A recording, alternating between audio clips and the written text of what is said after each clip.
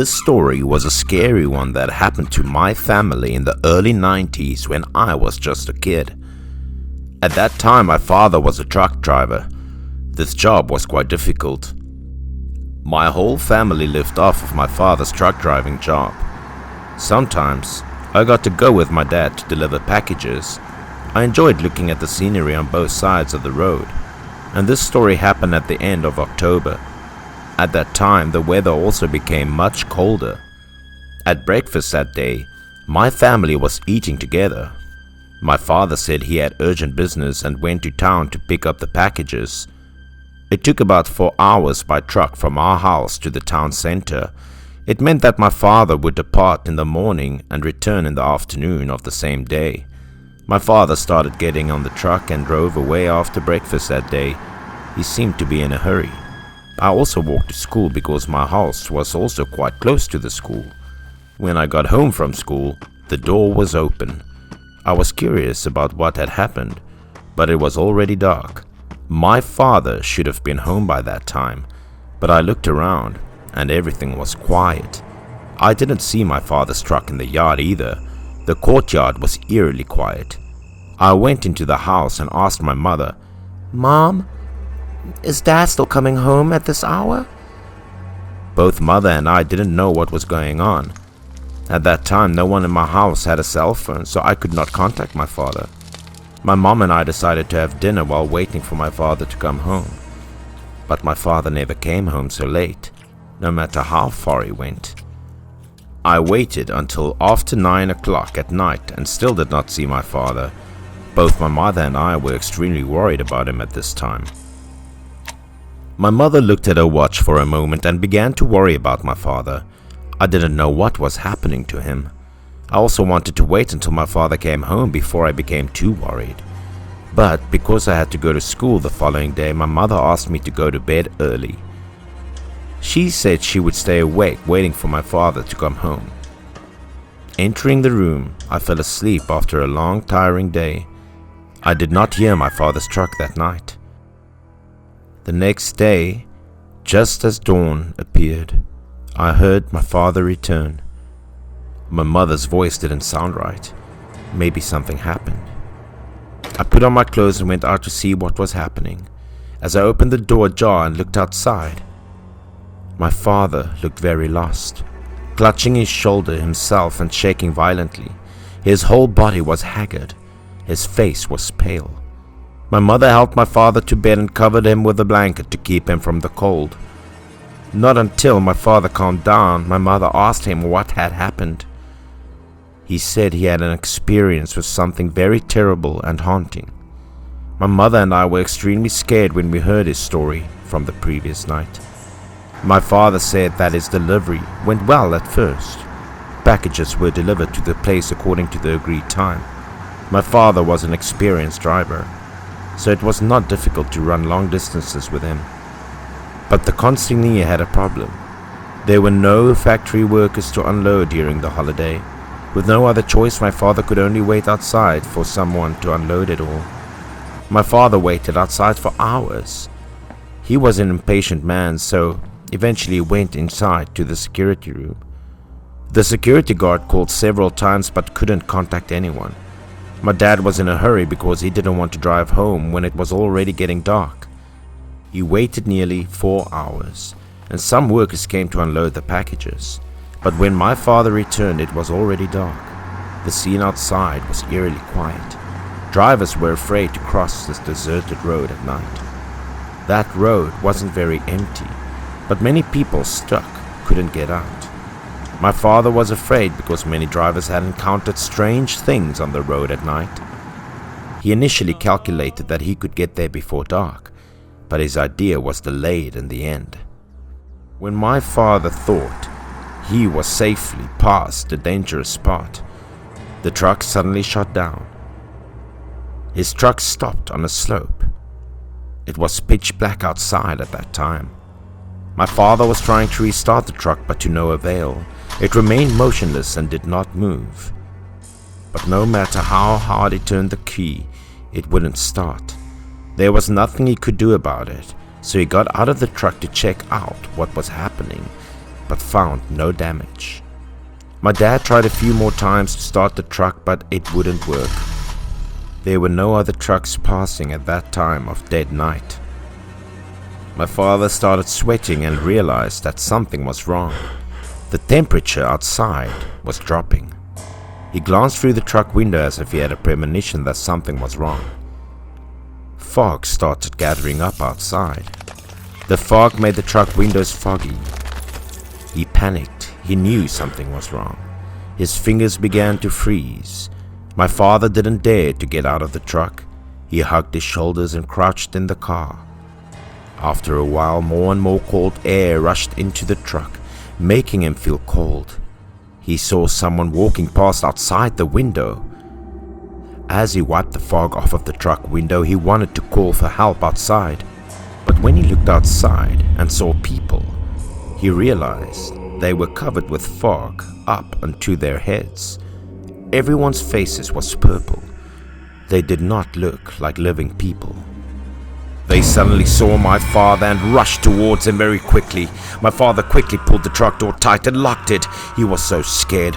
People outside were trying to knock on the door to get inside. But my father was scared and he hid in the truck and did not dare to go near the window. More and more of these people were getting closer to the truck and they were screaming things. These ghosts were cold, constantly banging their hands on the glass window to ask to go inside. Fear surrounded my father. It was the first time he encountered such a scary thing. My dad was huddled in the truck and it was cold. Outside the car there were a lot of scary people. What to do? My dad felt like he was frozen. He thought he would freeze to death in his truck that night. Then my dad heard someone knock on the window and call him. He opened his eyes and saw that it was a passing driver. The driver saw my father stop and not move, so he ran over to see if anything was wrong with him. And that is what saved my father's life. What was stranger than that was that the truck started up suddenly, and my father returned home safely. The other man said that if my father waited a little longer, he would most likely suffer the same fate as the frozen ghosts.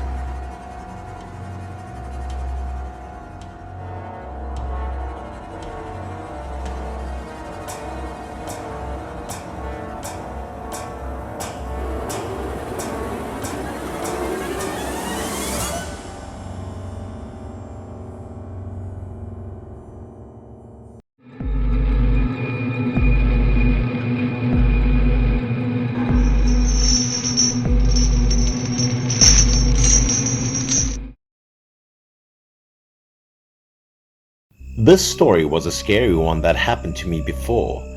I remember that I was only 10 years old. Horror stories were completely true and they were scarier than rumors at that time. My brother was 2 years older than me.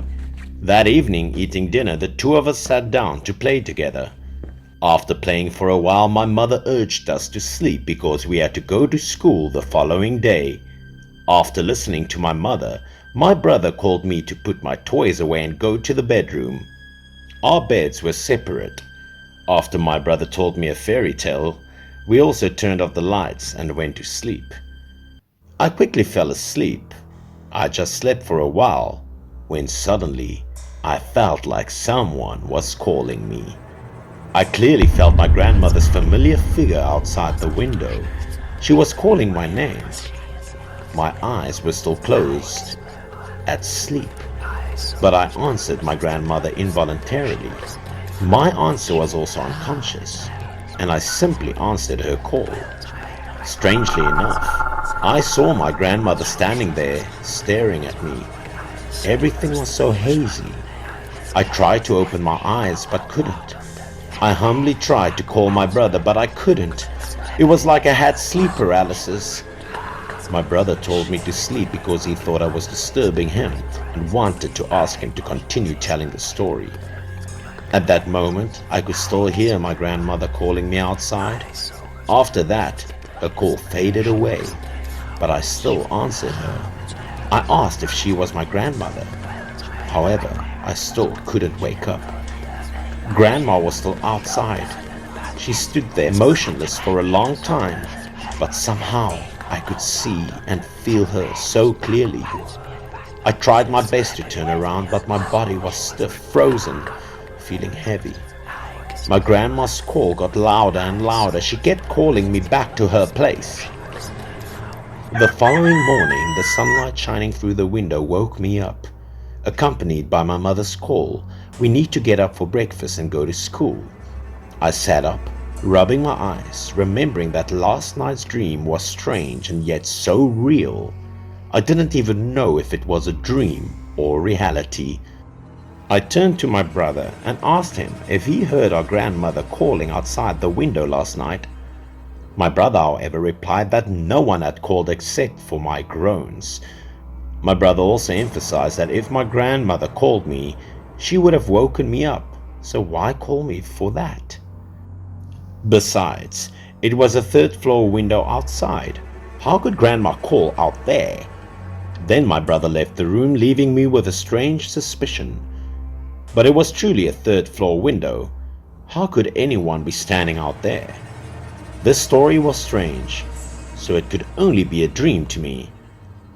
When I went downstairs for breakfast, I still had my doubts about last night's incident. I told my parents what had happened to me, but my mother assured me it was just a dream. My father, he again confirmed it was a dream because I missed my grandmother so much. My grandmother also returned home yesterday. I went to school and also accepted that it was just a dream. However, when I got home that afternoon, I learned the scary truth. As I went upstairs to my room, I saw my mom and dad doing something very confusing. My mother was holding my dad back so he could get him out the window to hang something. I saw a wooden sword suspended by a red string. Even though I was young, I still knew it was a kind of exorcism that I still saw in dramas. I was surprised to ask my parents what they were doing. Why hang that thing outside my window? My mother turned to tell me that the apartment complex was haunted and that someone had fallen to below. Maybe what I saw last night was real and not a dream. In the morning, the janitor, while cleaning, discovered a child laying motionless on the ground. He panicked and ran to find the boy still alive. This boy was from the 4th floor above my family's apartment. An ambulance quickly arrived. The boy was taken to the car in an unconscious state. Everyone was confused as to why a child would fall from the 4th floor of the apartment building. When the child's parents heard the news, they immediately quit their jobs and ran to the hospital. Fortunately, the child fell into a soft mound of soil and vegetation, so they were only soft injuries, not life-threatening at all. When he regained consciousness, the boy told his parents a scary story he had encountered. While he was sleeping in his room, he heard a familiar voice outside the window. He realized it was his grandmother's voice. Unconsciously, he sat up. Because he recognized the voice of his loved grandmother, he had no doubts that it was her. The boy dimly went to open the window and asked in surprise why his grandma was calling him at that hour. Suddenly, a scary, pale, white-eyed face appeared. At this point, the boy realized that she was not his grandmother, but some terrifying figure. The older woman grabbed his hand and pulled him to below. Everything happened so fast that it took him by surprise. By the time he woke up and realized that this was a 4th floor window and his grandmother had long since passed away, it was too late. He fell straight down. When my mother told me this, I got goosebumps. If so, did I meet a ghost last night? And did she disguise herself as my grandmother to lure me out the window? I have heard a lot about the legend of the apartment lady, but this time I did not expect to encounter anything like that. It was said that she could fake the voices and even the shapes of children's relatives and lure them to jump out of windows. Therefore, my father had to hang a wooden sword in front of the door to ensure our safety, and prevent that woman from appearing again.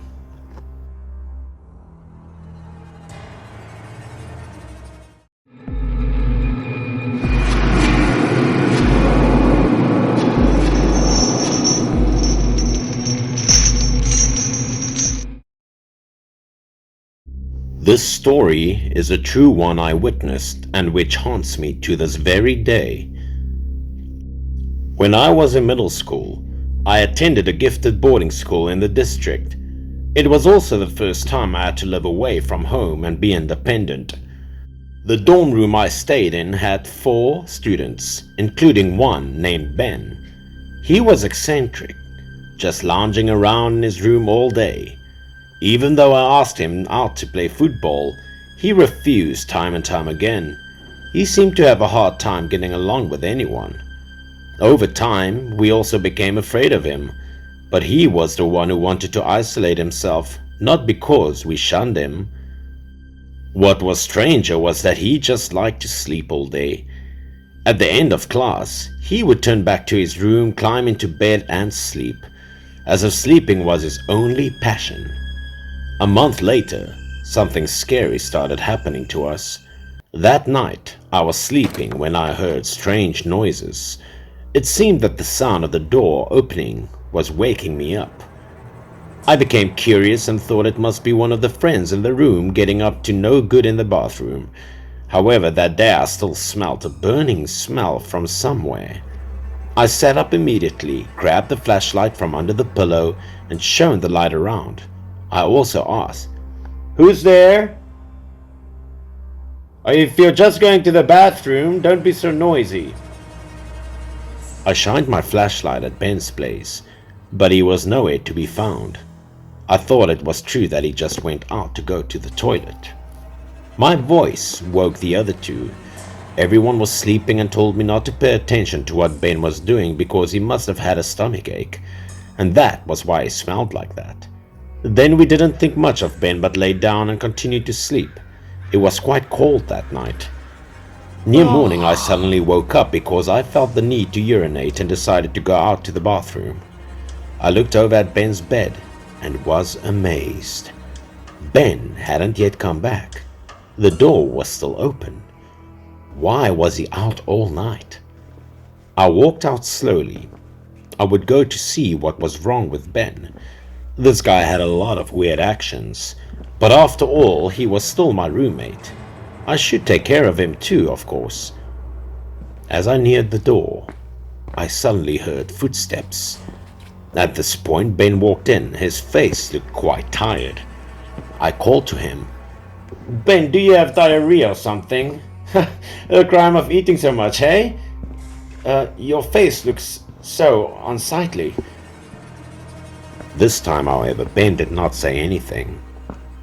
His face was like a lost soul, not responding to my words as he kept walking. It felt very strange. Normally, Ben would answer anything I asked, but that day his attitude was very strange. I did not know what was happening. As I looked at him, I realized he was walking very strange. Even when Ben climbed into bed, he did not take off his slippers. He was really eccentric. I thought of going over there to tell him to take off his sandals, but at the time, I wanted to pee, so I just ignored him.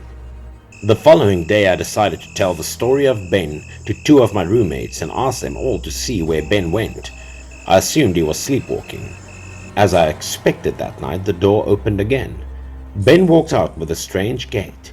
The 3 of us were curiously watching from behind, wondering if this guy was doing something shady, or was he really sleepwalking as I guessed. There was indeed something shady. Ben didn't go to the bathroom but walked past it. He then walked up the stairs, as we slowly followed. Ben continued to walk up to the 4th floor with a lost soul, then to the 5th floor. Again, our dorm room had 5 floors, and we were on the 3rd floor. Because the number of students was not that much, the 4th and 5th floors were empty. We felt curious. What was Ben doing there? Above the 5th floor was empty. Space. Darkness. where the air was cold and the musty smell was creepy. When we got there, Ben was nowhere to be found. We felt weird, knowing that he was there. How could he disappear so fast? But just then suddenly a girl's cry rang out at the end of the corridor, accompanied by a scary interrupting voice. We felt chills down our spines. This place was a male dormitory, so why was there a female up here? Maybe they were ghosts. Just thinking about it, all three of us got goosebumps. We gathered courage and walked to the room at the end of the hallway. We wanted to go to where the crying was coming from. I thought that maybe Ben was hiding some scary secret. In the dim darkness, two black figures appeared by the window. They were facing the window and with their backs to us. I recognized one person as Ben, but the long-haired girl beside him, we didn't know who she was. At this point, we understood and looked at each other and smiled. It turned out that Ben was secretly dating a girlfriend in this area. We didn't expect a shy guy like Ben to have a girlfriend. As if he heard our laughter, Ben suddenly turned his face. However, the strange thing was, where was the girl standing next to him? The three of us went inside the room. I cheerfully teased Ben that he had a girlfriend and refused to introduce her to us. He secretly met up here late at night. Is that what you were doing, Ben? However, when we shone the flashlight into the room, we did not see their girlfriend, but she was just there, right there. We curiously shone the light across the room to look for her, but there was absolutely no one there. What the hell was going on? I walked over and looked out the window. Strangely enough, this was the 5th floor area, empty of all people. Did we get dizzy just then? Ben was still standing motionless and neither spoke nor answered our questions. I pointed my flashlight at him. It was scary that Ben's face became very strange. He was crying and his eyes were white. What was really strange was that the tears kept coming from his eyes, as it turned out that he was the one crying all the time. All three of us were startled when we saw Ben's scary expression. So all the noises were coming from Ben, and we didn't see any girls in the room. One of us thought that Ben was sleepwalking. He even asked if he should wake up. Before he could finish his sentence, he reached out and took Ben's shoulder. But the unexpected thing happened. Ben collapsed immediately, unconsciously. After seeing the scene in front of them, everyone was scared and quickly called for help. Then I heard from the manager again that Ben had a history of sleepwalking and had only recently gotten worse. The hospital later reported that Ben's life was not in danger, but his health was deteriorating. The strange thing was that the dormitory manager told us not to spread the scary story around. I also didn't know if Ben's sleepwalking was real. And who was that girl standing next to him? This was all still a mystery to me.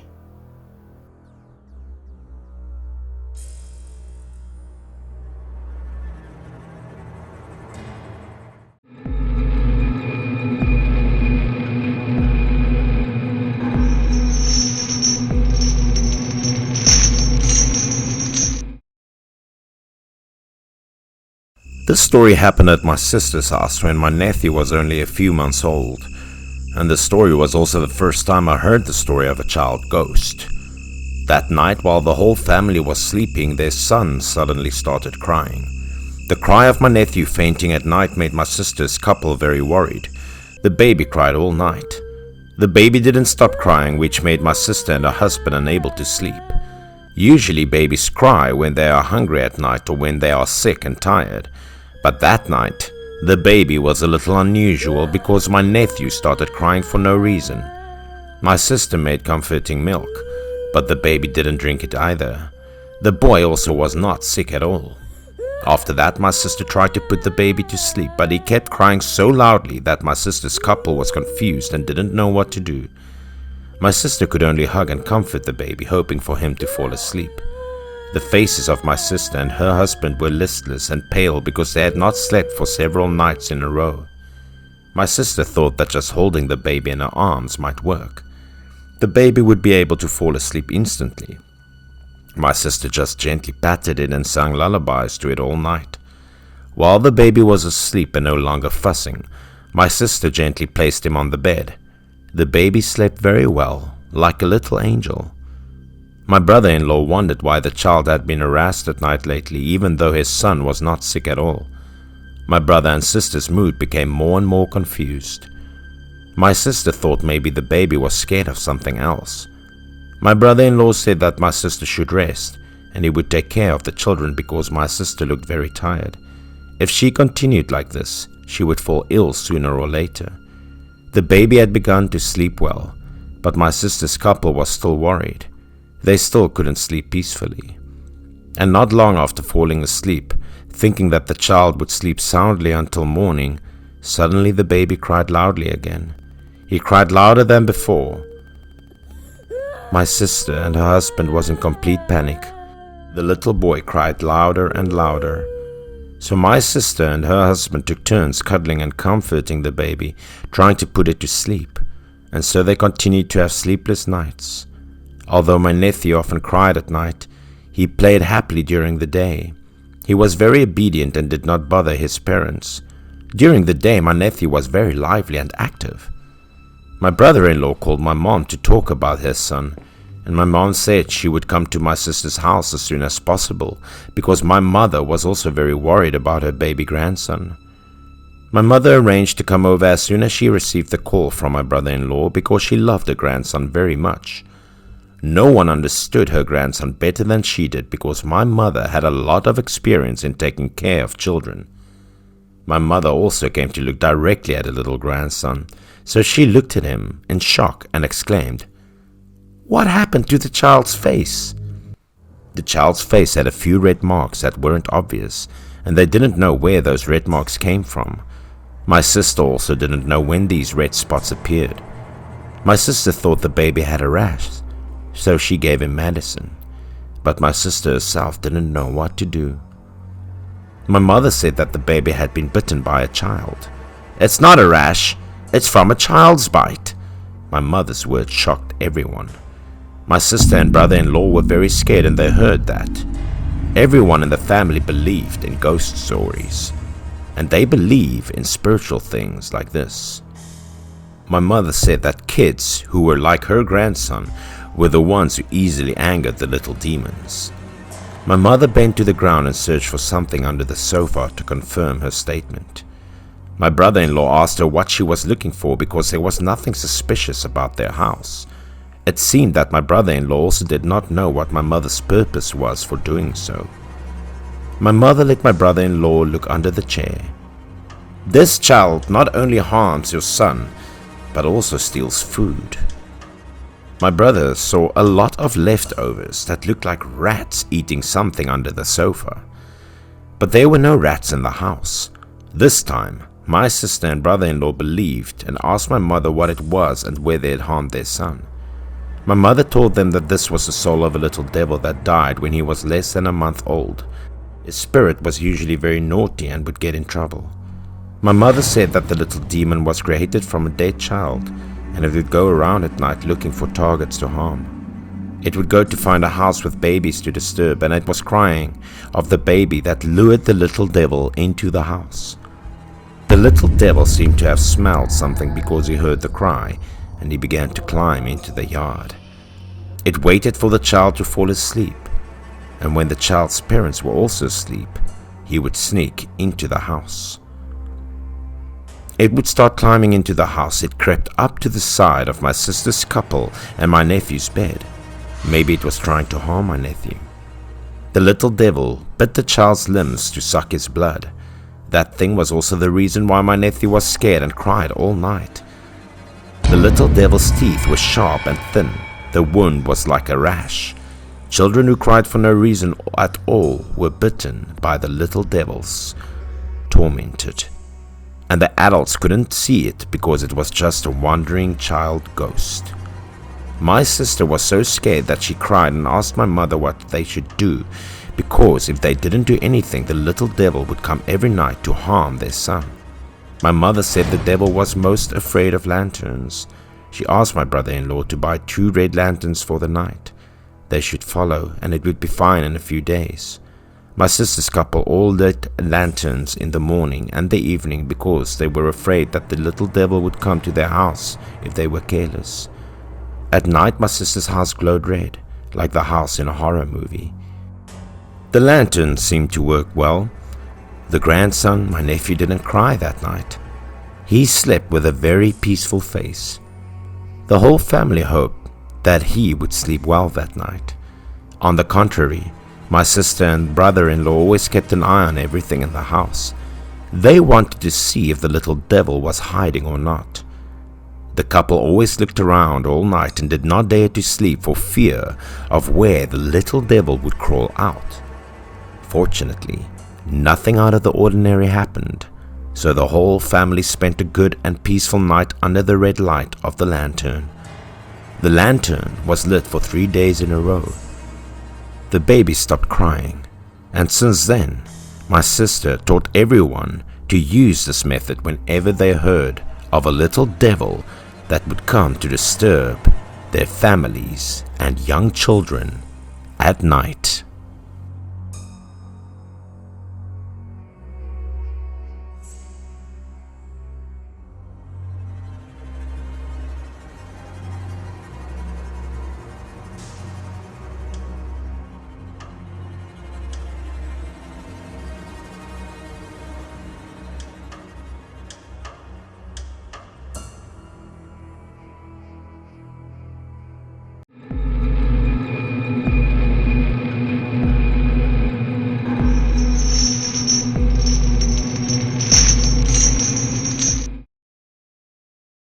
This story happened in our house, and my mom was the one to experience it.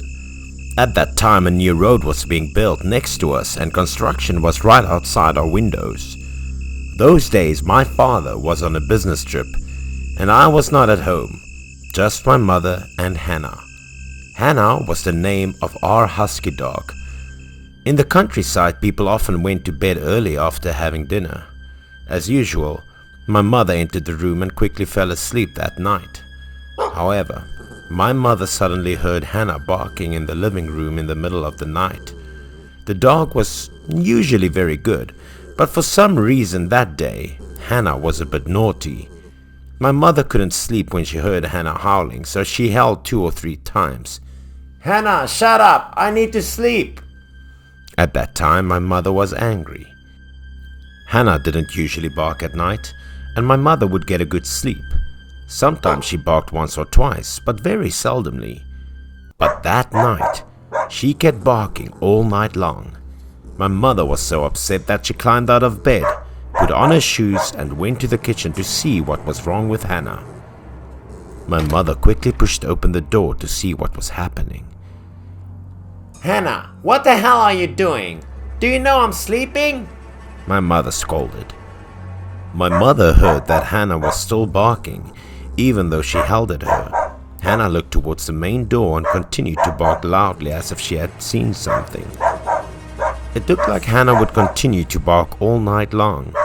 At this moment, she looked like she was scared of something, because her eyes kept moving towards the door and the dark space in front of it. My mother glanced at the door and was confused. There seemed to be nothing suspicious there. All was normal and silent. The kitchen door was closed. At first, my mom thought someone had broken in, but that couldn't be because the door didn't move at all. And my mother often had a habit of cleaning the kitchen floor at night. She was afraid that if she went to the kitchen when she was thirsty, she might slip and fall. That's why she was extra careful. After that, my mother left the door open to let the air in and ventilate the floor to dry. In the evening, all electrical appliances would be turned off in case of the event of a short circuit. She was alone, you know. My mother also remembered well that the kitchen door was open before she went to bed, but there seemed to be something out of the ordinary here. But my mother didn't think much of it then. She just thought the strong wind made the door close and Hannah startles, so it barked loudly. Hannah turned to look at my mother as if she wanted to say something, but my mother still didn't care and assumed that Hannah must have trouble sleeping. My mother got a little angry and didn't want to care about it anymore. She turned to go in and wanted to go back to her room. She must have been very tired after a long day. Hannah ran up to my mother again and continued to bark. She had never been like this before. Perhaps she had a premonition that something was about to happen. My mother didn't know why Hannah looked so upset that night. She didn't seem to want to listen to my mother's commands. "What? How are you, Hannah? Is something wrong? Are you hungry, baby?" As soon as my mother stopped at Hannah, it continued to bark into the kitchen. It was not because of a thief breaking in, nor was it because Hannah was hungry. Why was she like that? My mother suddenly realized that there might be something that made Hannah feel danger. It sniffed something. My mother decided to inspect the kitchen. She stepped cautiously closer to the kitchen door. She was afraid if someone or a thief tried to break in, and unfortunately he had a weapon, she wouldn't know what to do. My mother carefully pressed the doorknob several times. She was scared, nervous and worried because if the door opened, heaven knew what would happen. But when she opened the door suddenly seemed stuck and could not open again. My mother wondered if someone had intentionally locked the door inside. When she suspected something was wrong, she suddenly stopped because she heard the sound of broken dishes in the kitchen. My mother got scared and backed away. In fact, this was extremely dangerous because if thieves were in the house, my mother would have no way to fight them. She quickly went back into the bedroom, locked the door and called 110 for help from the police.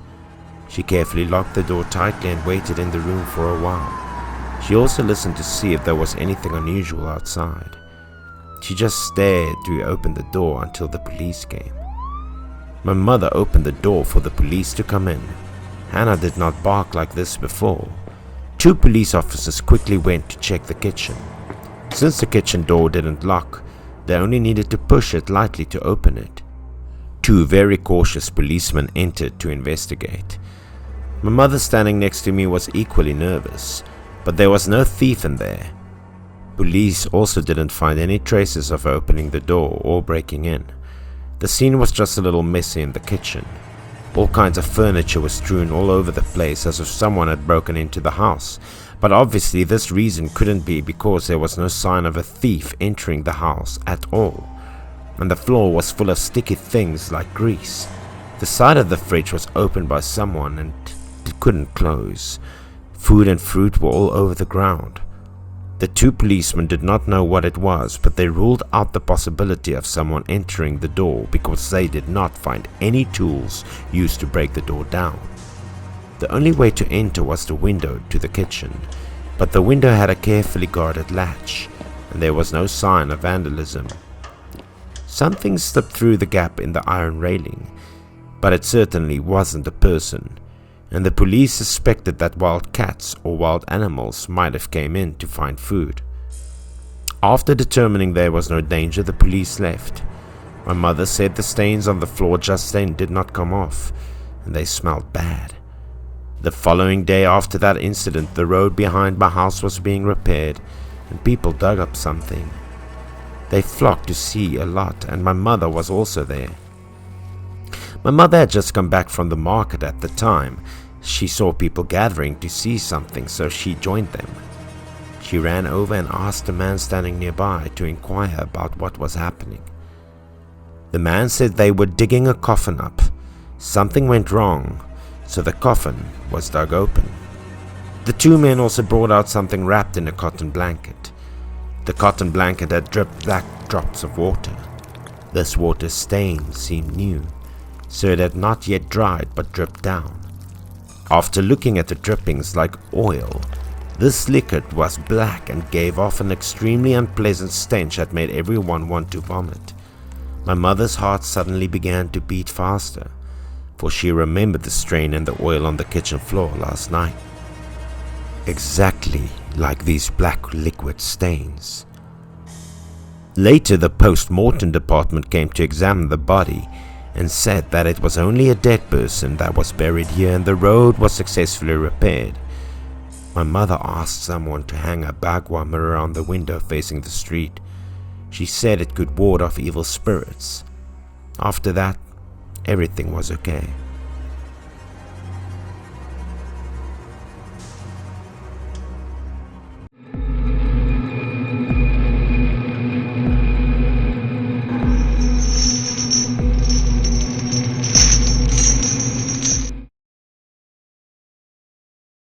This happened to a friend of my dad's when he was a kid, and maybe for my dad, this was a part of a very horrifying memory. That friend's name was Lindo. Very talented and powerful in class because Lindo fully met the standards of a very good student. And he stood out the most, especially in sport.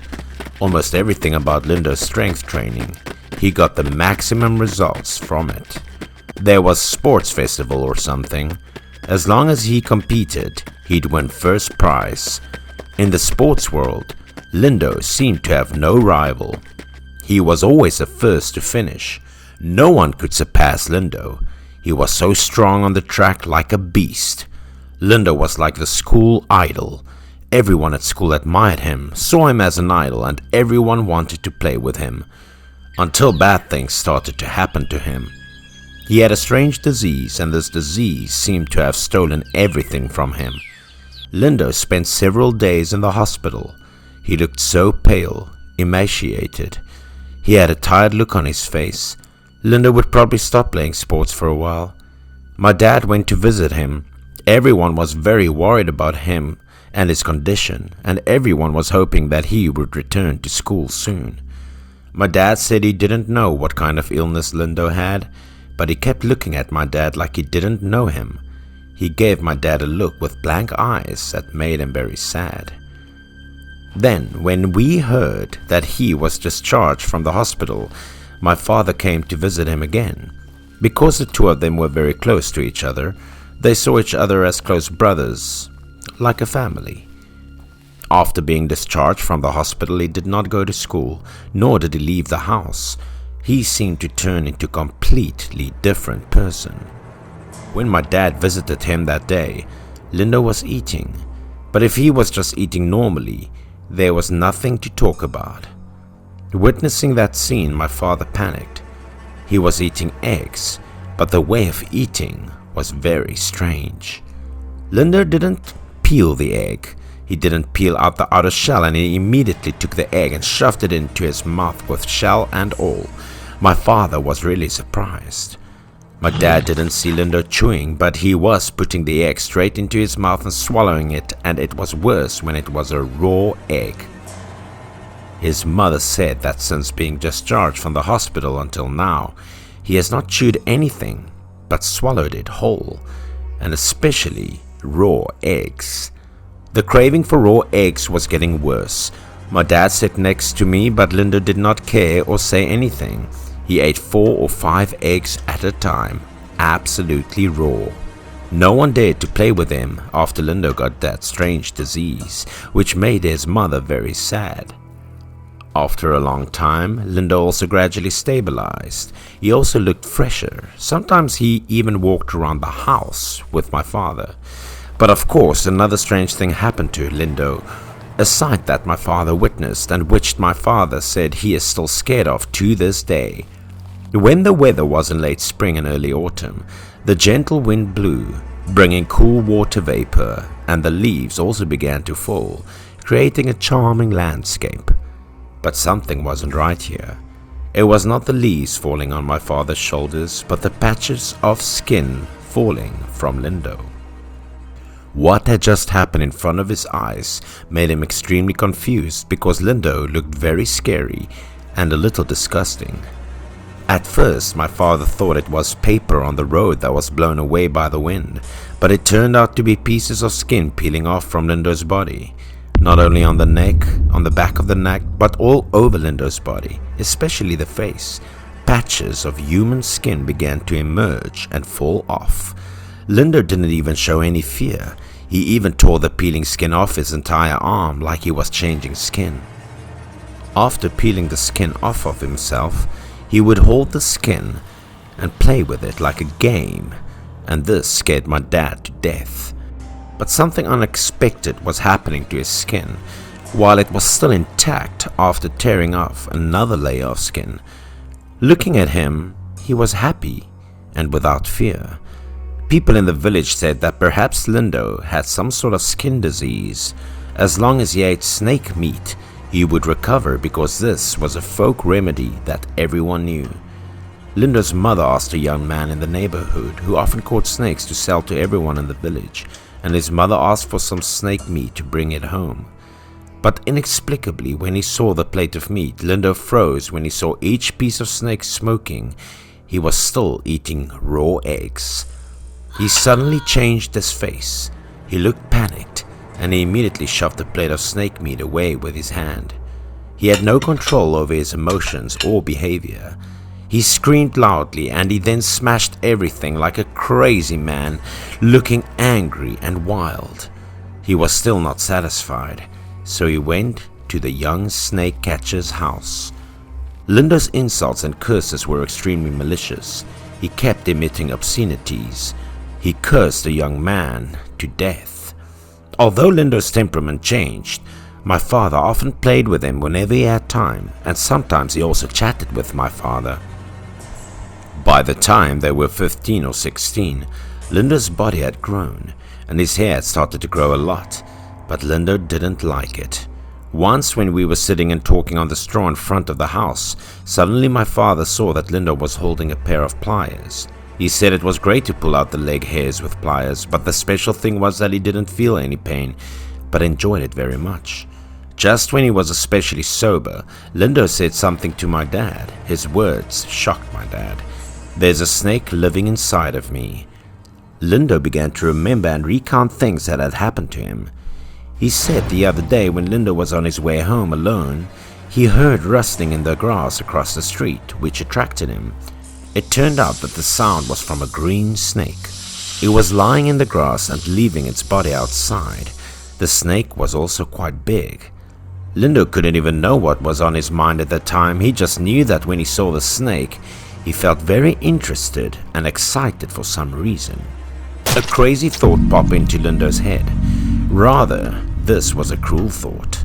Lindo quickly raised his foot and trampled the snake to death. After that, Lindo said that he went home and strange things started happening that night. He slept and had a dream about a snake. Maybe it was because he killed it and then he had a nightmare. He saw a particularly large snake, or rather giant snake, that had entered his body for shelter. Lindo's family also suspected that he was possessed by some sort of snake demon, so they invited an exorcist to help him drive away the snake ghost, but to no avail. Lindo died before he was 40 years old, and every time my father came home, he would go to the village cemetery to visit his friend's grave. My father once asked his classmate about this. He said that maybe because Lindo killed the snake, it might have brought revenge on him because snakes were inherently sacred. Lindo must have been bitten by a snake and it had possessed his soul. Now that's called retribution. But Lindo had no way out.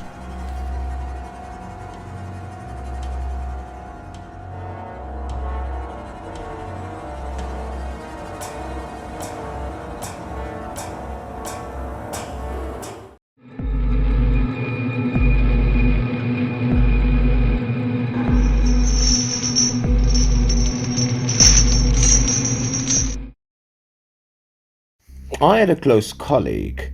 She was like a sister to me, and her name was Aki. Suddenly, one day she asked to take a week off because she was not feeling well.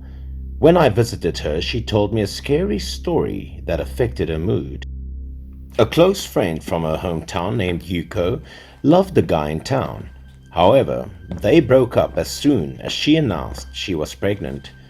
Because of this pregnancy, Yuko got a bad reputation in the village, so Aki returned to her hometown and invited Yuko to the city to live with her.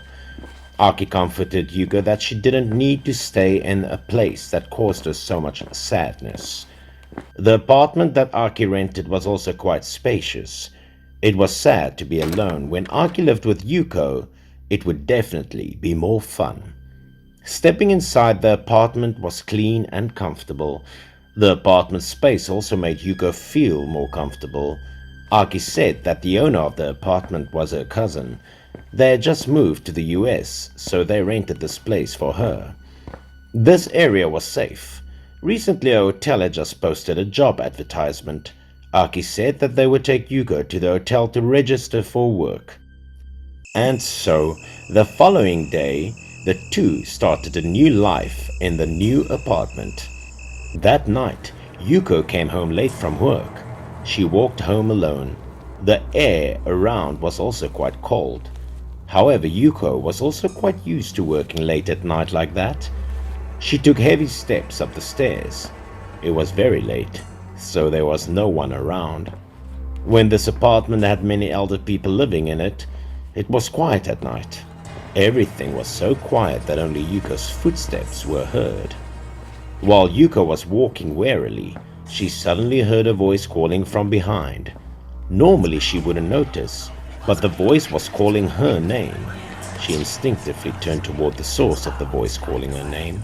However, the hallway was empty and no one was behind her. This made Yuko feel scared. The call got closer and closer, and it caused her to panic. She began to tremble with fear from the increasing number of screams around her. As Yuko lifted her head to look up, a terrifying scene unfolded before her eyes that made her legs go numb. Right above her head was a woman floating in the air, looking downright terrifying. This woman was wearing a red dress. Her eyes were white, and she was a corpse. Yuko screamed in fear.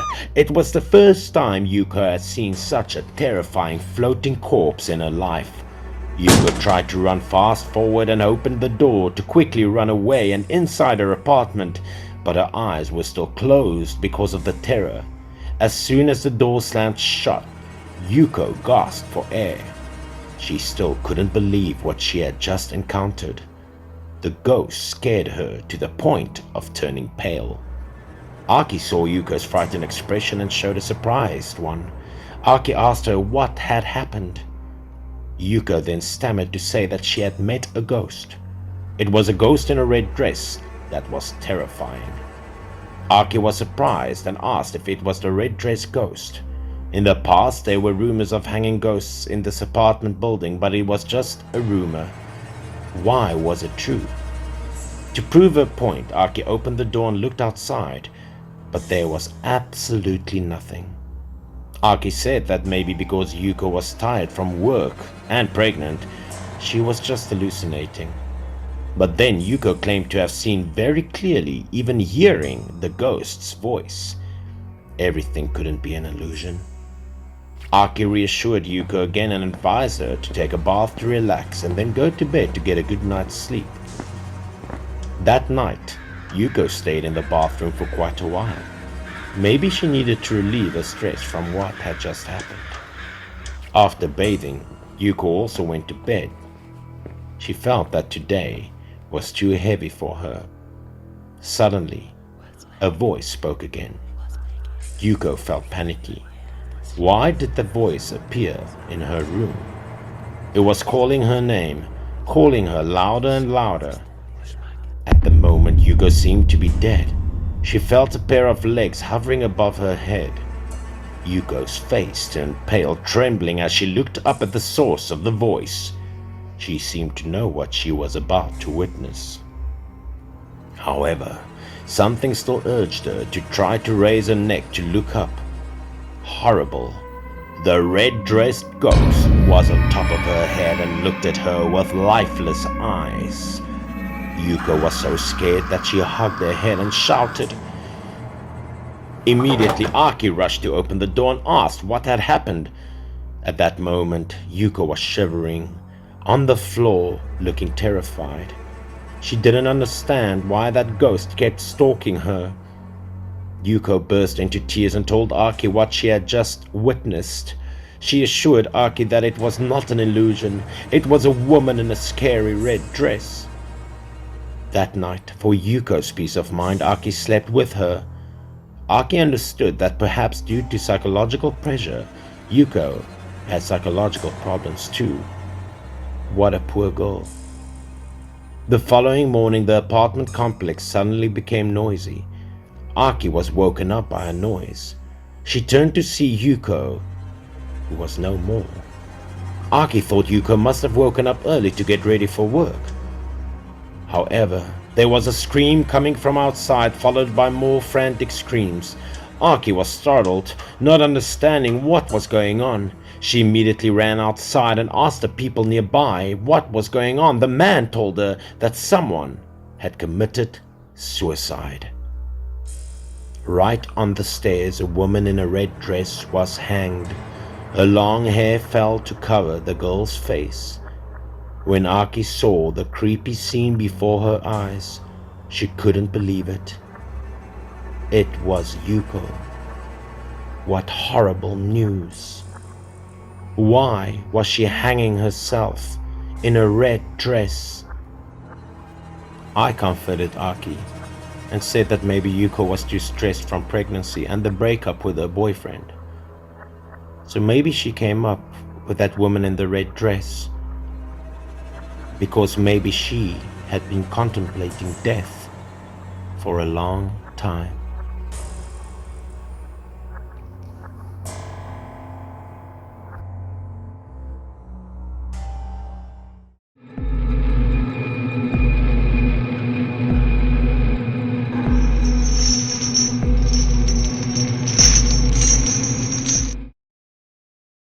On the occasion of returning to my hometown to visit my family, that day I had an appointment with a close friend of my class to drink wine.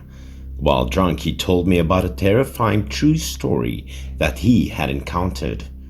My friend's name was Jin. One day, his girlfriend suddenly broke up with him after 3 years of dating. Because he was so bored, he invited his colleagues out to sing and drink to relieve his sorrows. The company friends with Jin were passionate about singing. The lyrics seemed to cut into the heart of a person who was lovesick like Jin. However, Jin still sat there and was sad. Jin also didn't want his friends to know that he was dumped by his lover. But the more he thought about it, the more the lyrics cut into his wound. This heart has always been for you, but why did you say goodbye so harshly? A friend saw Jin sitting sadly. He gave Jin the microphone and asked Jin to sing a song. He even joked, "Hey Jin, why do you look like you just got dumped, man? Cheer up! You want to sing a song?" As if he had been resentful for a long time, Jin felt like he was touched by pain. He burst into tears. It seemed that the alcohol had an effect on Jin and made him express his feelings. Jin cried loudly, so that his two friends were embarrassed for him. They tried to calm him down. That night, after releasing all his sadness through songs, Jin said goodbye to his two colleagues and left. The two friends also did not forget to comfort Jin, and everything would be fine. When sending two friends to the taxi, Jin also slowly walked home. His state of mind now turned terrible again. Jin and his girlfriend had been in love since they went to college together and shared a lecture hall. The two were attached for life, and they had a beautiful love that they shared with one another. However, after graduation, it seemed that things changed, with many temptations in society that made their feelings different. Jin was unable to do anything else. While he was thinking about those years, Jin almost arrived at home. Suddenly, a girl passed by him, causing him to stop. The figure was familiar. He turned his head to look. The figure looked back. Was that his girlfriend? He looked quite surprised. Jin thought that maybe his girlfriend went to his house to see him and wanted to come back with him, but because she couldn't find him at home, she returned. So just as he was about to chase the girl, turned right. Jin paused for a few seconds and then decided to go after her. He ran to the end of the alley, but it was strange that the girl went so fast. There was only in the darkness in front of the alley now. No girl. Without hesitation, Jin shouted his girlfriend's name and quickly chased after her. He was afraid of losing her again. Emotions running high, Jin tried to chase after her in the hopes of catching up and telling her how much he loved her, how much he missed her. However, strangely enough, the more Jin chased after her, the more she was nowhere to be found. He did not know where she went. He looked around and wondered, where did she go? The place was a dead end. While thinking that maybe he was blindsided due to drunkenness, Jin suddenly saw a bill in front of him. It was a large denomination bill. He paused for a moment with the idea of whether to pick it up or not.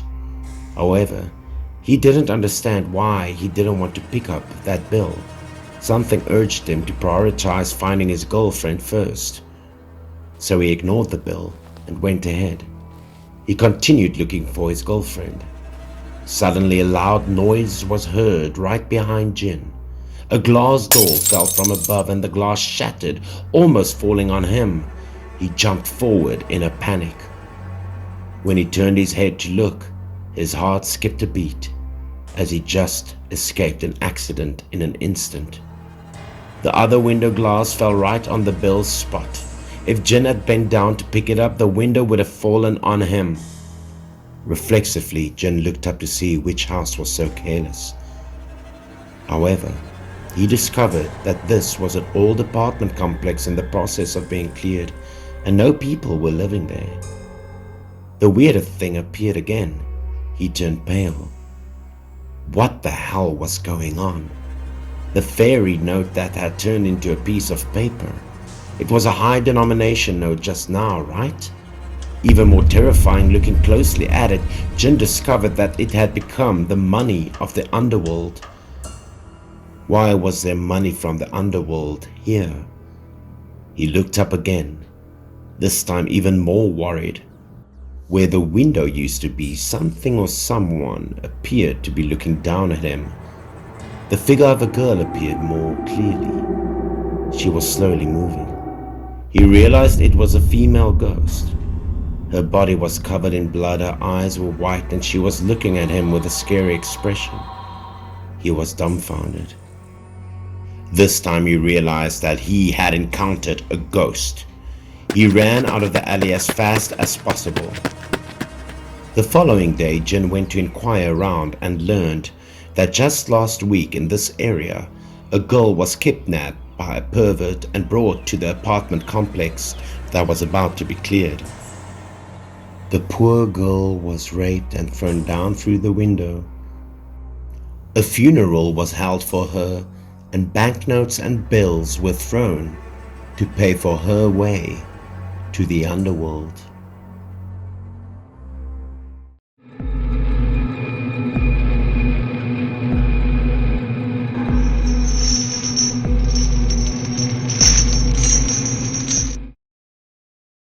This is a very mysterious story that I heard from my mother about my grandfather.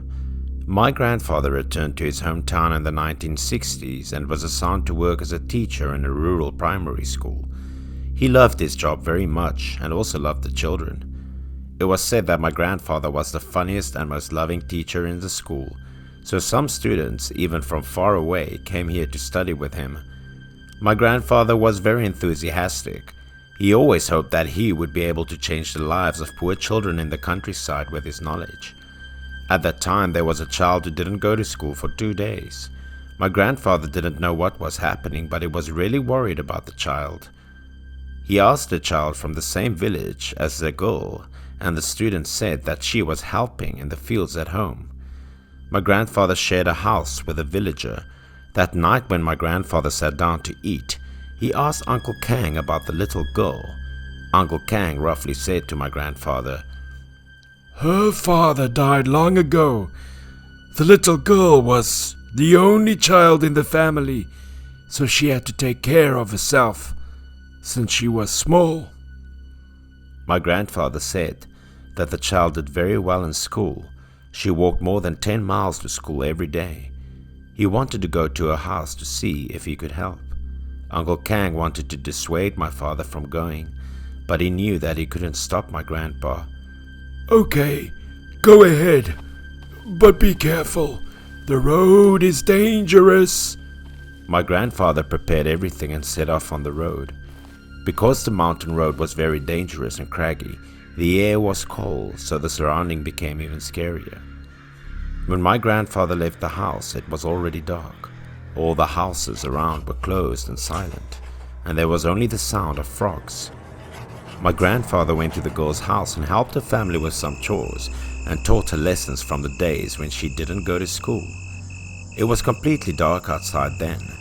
Everything was in the dark. It was already past 9 o'clock in the evening, and my father had also started to finish work for the day. That little girl and her mother thanked my grandfather because he really helped them a lot too. You should arrange work and go to school, my grandfather said to the girl and left. When my grandfather walked for a little bit, the girl's mother reminded him not to take the path through the woods, but my grandfather didn't pay much attention to her words. He walked home. The bright moonlight in the sky illuminated the way for him. Walking the forest at night, like this, was very creepy. My grandfather also felt insecure because the mountains and forests were wild. If he was not careful, he could lose his way home at any time. So he started looking at his watch. The watch on his hand showed it was 9:30. If he went on the main road of the village, he would not have time to prepare his lessons for tomorrow when he came home. To save some time, to go home earlier, my grandfather chose to take a shortcut into the forest. This shortcut was a direct way home, so it would take less time, of course. No one could know how old the forest was. At night, it was easy to see certain blue flames like flickering ghosts. But my grandpa was not afraid at all. He knew that these blue flames were formed by evaporation of phosphorus from the corpses of people or animals.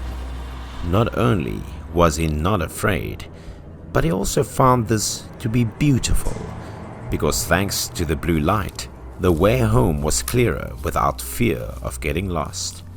People in the village rarely dared to walk in the forest, below the sound of my grandfather's footsteps stepping on branches and leaves. My grandfather walked and made a rustling sound when he walked. Although he was not afraid, he was also very cautious because this forest had quite a lot of poisonous snakes. Because there was not only a rustling sound at my father's feet but also the sound behind him, he started to feel quite scared. At first, my grandfather just thought that someone was going into the forest looking for something, or an animal was running around and stepping on leaves, so that would make the noise. But when he looked around at the source of the sound, it was clear that he couldn't see anything. Everything fell into silence again. My grandfather said that at that moment he felt a chill in his back. It was a feeling he had never experienced before. It made him shiver. My grandfather started to speed up. He tried to walk faster to get home, but the rustle behind him got louder and louder. Grandpa turned around suddenly because he sensed danger, not simply a noise made by some animal. This thing was much worse. But as soon as my grandfather turned around, he still couldn't see what or who was watching him. The noises were almost gone silent. Grandpa said that he had never been so scared. He knew for sure something was following him. While he was afraid, he also thought of a way to see what was happening. My grandfather carried a small mirror in his briefcase, and he started taking it out. It seemed to be an ordinary mirror, but its use was not to show people. My grandpa used reflections from light to see behind him. Maybe this was a bit silly, but this mirror would help my grandfather know what was following him. This time, Grandpa saw something inside the mirror. His eyes showed panic. His face started to sweat a little. In the mirror, my grandfather saw a very clear image of a child. That child looked blurry and unidentified, standing right behind him. The kid looked monstrous. The hair covered his face to the extent that my grandfather couldn't tell if it was a boy or a girl, but the kid was definitely not that old. Then my grandfather stood still for a few seconds. Right now he seemed to realize something about this child. He must not be an ordinary child at all. My grandfather tried to keep himself as calm as possible, but even he didn't know what to do with himself. Should he run or stay still? And then my grandfather made a decision for himself. He couldn't just stand there waiting for someone to save him. He started running. And as he ran, he felt danger close behind him. He couldn't see it, but he recognized the child with the hair covering the face chasing after him. Grandpa was so afraid that the child would catch up with him and harm him, so he continued to use the mirror to look and see if the child was still behind him. He already knew what this child was, and only by looking in the mirror could one see it. This time, my grandfather saw something more terrifying. The scene before his eyes made him shiver. That was still the same kid, but he looked terrible. The child's hair was blown up by the wind and half of his face was exposed. The other side of his face was completely rotted, looking disgusting. He was extremely scary, and my grandfather was scared, but his mind suddenly became clearer, and then he remembered hitting the gong he was carrying. My grandfather didn't know if the gong would cover his running footsteps or if the echo from the gong would scare the child away. But just like that, my grandfather beat the gong and ran so fast that he didn't dare to stop. In the end, he ran out of the forest anyway. He did not reduce his running speed and continued all the way to Uncle Kang's house, which still had a light on. My grandpa was completely exhausted by the time he got home. He could barely breathe. It took a long time for him to regain his strength. Uncle Kang also knew what happened to my grandfather, and he also knew who the child was that my grandfather met in the forest. It was a child who died tragically in the village a few years ago. When the child was 8 years old, he had carelessly played with the horse's tail, and that's when the tragedy happened. As a result, the horse ruffled its hair and panicked because its tail was touched. So it kicked the child's face with its hooves and knocked the kid away. The little girl fell from the air and hit the ground with blood splashing, and half of her face was disfigured, looking very terrible. She died on the spot. Because she was so young, she died instantly. She couldn't enter her ancestors' graves, so she was buried in the forest. Uncle Kang said the child probably just wanted to play with him. She did not want to harm him. My grandfather understood everything. He felt that this child was also pitiful, and just because of a little mistake that she had to receive such a tragic death is very sad. After that, every time my grandfather passed through the forest, he no longer felt fear because he knew that in this forest there was a very poor soul.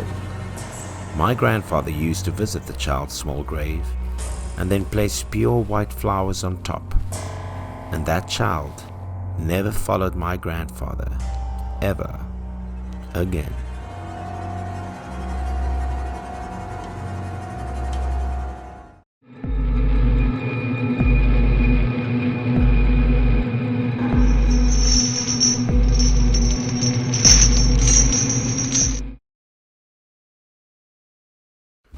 There's another creepy story about my grandfather.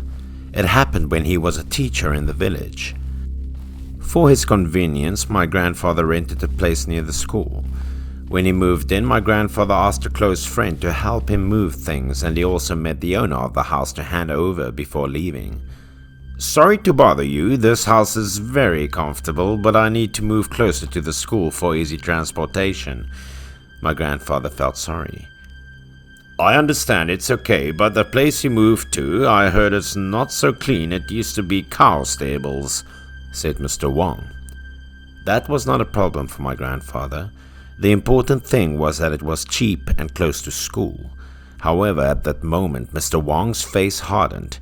He said that the unclean thing he was talking about there was that the house was rumored to be haunted. When my grandfather heard that, he laughed. He didn't care about ghosts because my grandfather also encountered many ghosts before. My grandfather was also curious to ask the landlord what had happened there.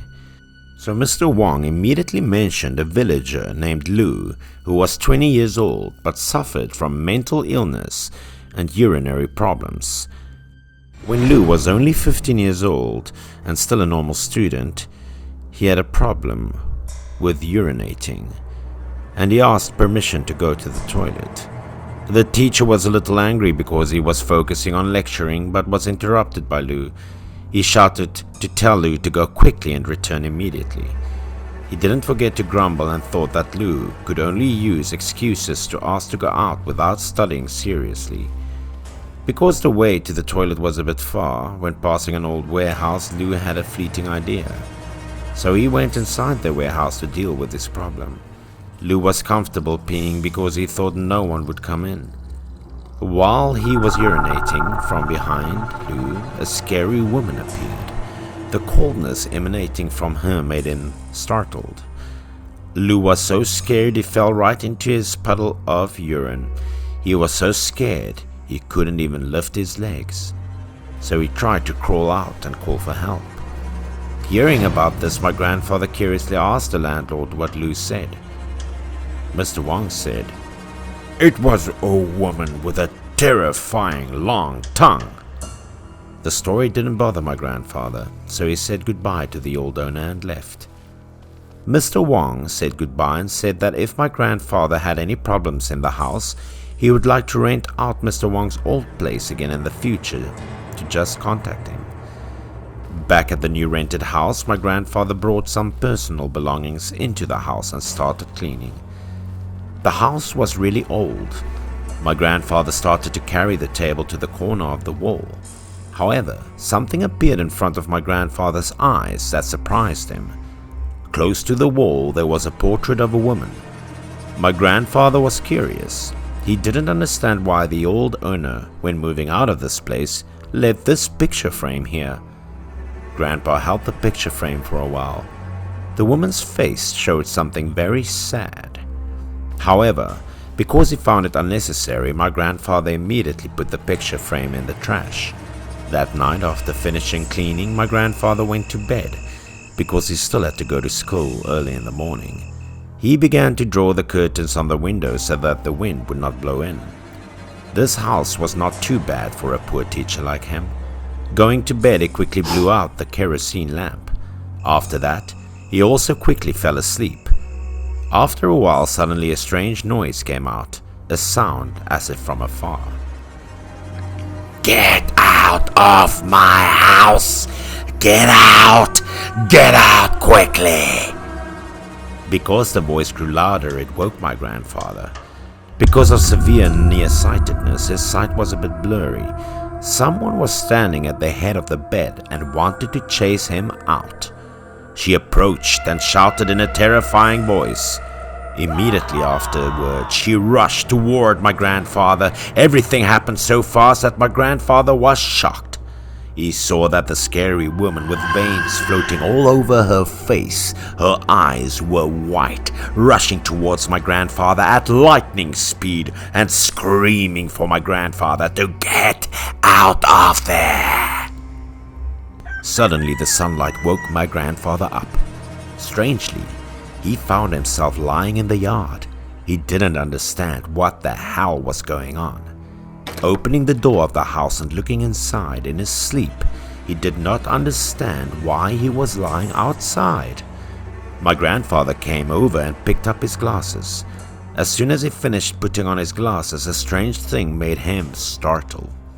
Right on the table was a picture frame from yesterday. He threw it out in the trash. But more frightening, my grandfather seemed to remember that terrible nightmare. Yes, it was her, the ghostly woman who screamed to chase him out of the house. He immediately went to ask Mr. Wong about the scary thing. Maybe he would know something more about her. Mr. Wong mused sadly and recounted the story of that woman. "It's her. poor woman. That old woman's name was Zhang. When the war broke out because the son was suspected of joining the enemy, she was imprisoned and she was also arrested. However, she always believed the son was wronged. Because of her bad reputation, she could not leave the house. Then, in the most painful moment, she hanged herself. So since then, her spirit had always stayed in his house to wait for her son to return. Mr. Wang thought he had a way to comfort Zhang. He also said that his son had been exonerated but had died in prison before. That year, the government sent to the locality a medal to register the noble feat of his son. Since the family had no one left, Mr. Wang kept it. My grandfather then put the badge in front of Zhang's picture frame, hoping that his spirit would meet her son, as well as letting her understand that his son was exonerated a long time ago. Well, after that, my grandfather also fervently begged to stay in this house to teach while working in the village. He also promised to sincerely pray for her and her son. He hoped she would leave with peace of mind. That night, the space became strangely quiet, and my grandfather had a truly good night's sleep. Nothing scary happened anymore. Perhaps the woman's soul was at peace. She did not trouble my grandfather anymore. With demonic things, my grandfather always said that as long as he didn't do anything wrong, there was nothing to be afraid of.